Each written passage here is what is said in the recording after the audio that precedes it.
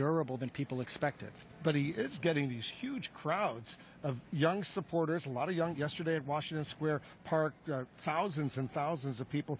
He's getting bigger crowds than Hillary Clinton is. How do you explain that? Well, he had a great outpouring of support at that rally last night. You know, it is a very good thing for our party, the enthusiasm that his campaign is generating. It's a credit to the campaign that he is running, that he is inspiring so many young people especially. And so we tip our cap to him on that.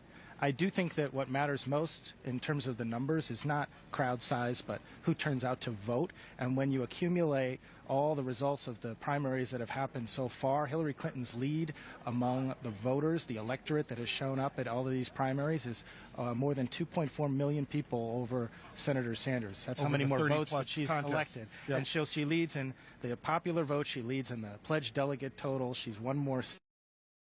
By every measure, she is ahead, and that's why I think New York now this has been a marathon. New York is a critical mile marker. If he doesn't catch up to her at this point, it's hard to see where that's going to happen. But if there is this enthusiasm gap among younger people, what is she going to need to do to shrink that gap? Well, this is something that we've been working on consistently. She has said, even if they're not for her now, she's always going to be for them. I think we have proposals that over time young people will gravitate towards, especially when it comes to making college more affordable, letting people refinance their loans at lower interest rates.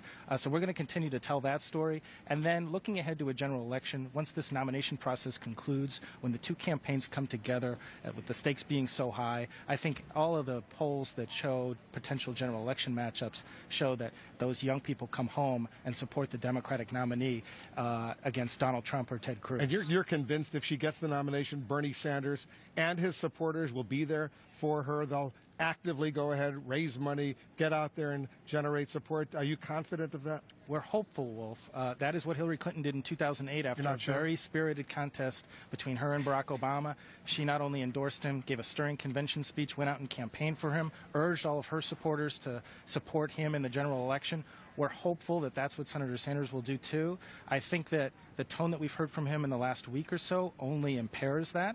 So hopefully we can get back to the issues here tonight. You're hopeful but not confident. Is that what I'm hearing? I think that it is the responsibility of the candidates to conduct their campaigns in these closing weeks in a way that does not inhibit the unity that we will need to